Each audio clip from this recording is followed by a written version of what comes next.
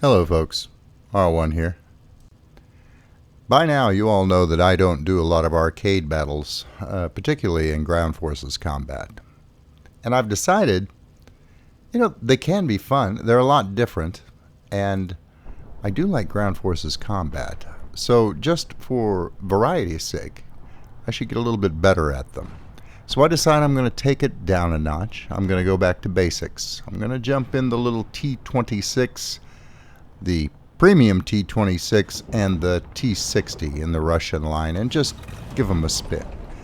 I'm going to start out in the Great White Whale here, that I have affectionately dubbed Moby Dickless. Obviously, it has its standard winter camouflage on, which of course means that it's got to end up right off the bat going into a match on the jungle map. Not that there are any good maps for this tank to engage on currently with this particular camo scheme, but if there's a worst map for it to do it, this would be it. Now I figure since I am incredibly easy to spot, it would be pretty silly to try and stay in cover and do any real long-range sniping. Since everyone on the battlefield that looks in my general direction is going to know exactly where I'm at, I might as well go with it and head directly for the nearest cap. Yeah, they're going to know somebody's in that cap circle. It might as well be something as glaringly obvious as me. And while I think the idea of a custom tank having a distinctive camo scheme being introduced into the game is a fine idea, whoever decided that the winter camo scheme was the way to go this time out just needs to be slapped. Now fortunately I've got some backup over here. That's going to prove to be critical because this is apparently a major point of interest for the enemy team as well, and they're going to devote a lot of attention to it. I crawl over the lip of the crater here, up on top of this little plateau, and immediately see a Panzer IV is about to do the same thing I'm going to do, and he's a lot bigger than me. So I'm going to plant a couple in there and discourage him, even while taking some suppression fire from further back on the road. And I managed to drive him back from the lip of the plateau. Well, he's evidently a little bit on the shy side because he doesn't poke his nose back over immediately. I reconnoiter. I've got guys trying to flank around. There's a BT-7 off to my right.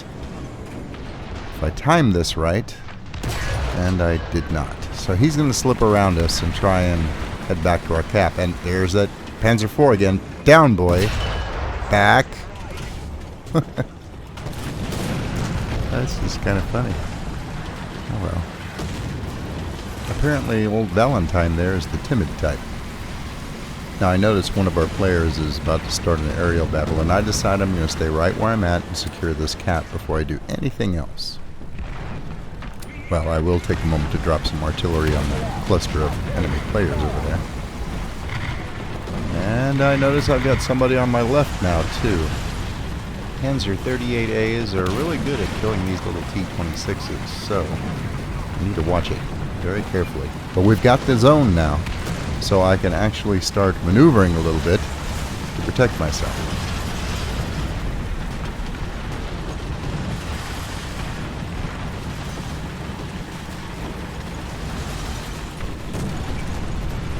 Oh, and look who's over here. You're mine, Valentine.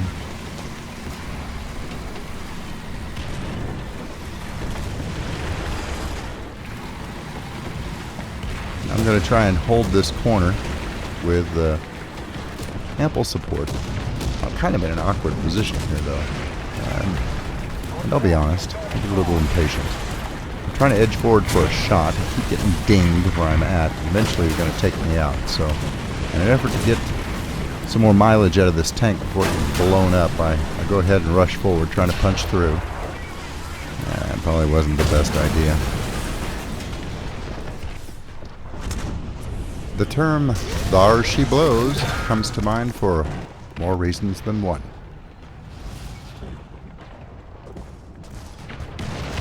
Since this side of the map seems pretty well in hand, I want some speed now, so I'm going to jump in the T-60.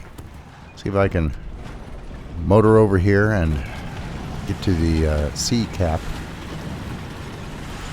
Or at the very least, make sure the enemy team doesn't get up to any shenanigans over here. Oh, this is a good setup. Yak, come on. Well, I didn't get him, but I'd like to think that he knew that if he pulled up, he'd be pulling right up into the stream of my shells. So, in my mind, I got him. Sort of. Unfortunately, there is a lot of enemy activity over here. So, well, I'm feeling kind of bold this round. These little inexpensive tanks, what the hell, let's just go for some glory. It'll end badly, of course, but we'll have fun along the way. Not off to a bad start. My artillery strike did some damage, and I got a kill assist out of it. Again, I'm going to forego the aerial battle, which is uncharacteristic for me, but I kind of wanted to keep my boots on the ground this time around. Of course, I'm not doing a whole lot to that Stug, so this is problematic at best.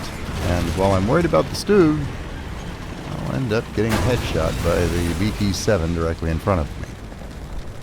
Typical. Well, okay, it's more like gut shot. My driver takes the hit for me until the whole tank blows up and kills us both. Oh well. We're going to have to suffice by jumping into the T-26 reserve tank. Of course, it has a major advantage. I can spawn in it a total of 3 times. So it's the equivalent of having a lot more tanks than I would normally have available at a particular level. It is, of course, kind of a slow beast, but its gun's not that bad. So it will suffice.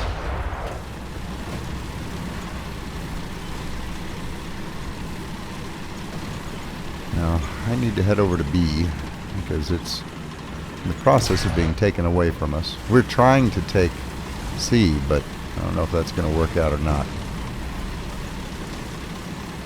And besides, at my slow speed, it just makes sense to go for the closest cap since it's under threat. And besides, I was going to say my randomly chosen squad mate was here, but that didn't last long.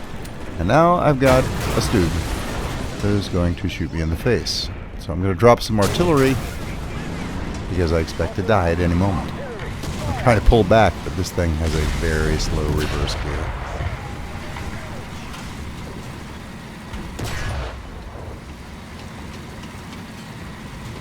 Well, perhaps he got nervous about the incoming artillery, but he appears to have pulled back. And although I don't realize it at the time, some friendly tanks are sweeping around that flank, and I think that has something to do with his disappearance.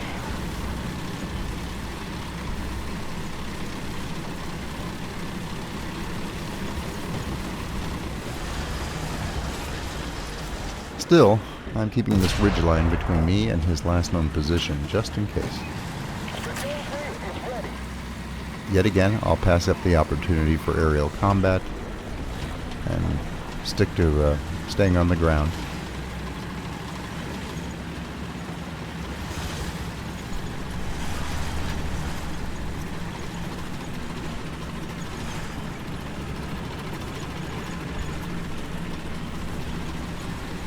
Looks like we're going to be able to retake B. So, I'm going to go ahead and push forward. I've been playing very aggressively all during this particular fight, which has had questionable results, but what the heck, I'm on a roll. Let's go for it. Oh, I've got a good shot. No, it's not a good shot. He's popping up and down along that ridge line. I'm not able to get a proper bead on him, unfortunately. And he has just moved into the C capture zone to try and lock it down for his team. I'm going to see if I can lay down some fire on his head, drop some arty. He's not alone over there either. There's a Stug over there that's going to be giving him some backup, which is bad news for me. But fortunately, I have a good hold down position here. Well, a pretty hard target for that Stug to hit. They're going to take this point, but I'm going to survive, which to me is rather important. But more importantly, we're about to win the match. So, this was kind of a little fun retro thing to do. Give it a try once in a while. Hop in a starter tank and go take it out for a spin in a mode you normally don't play. Just have fun. Until I see you folks again, good hunting.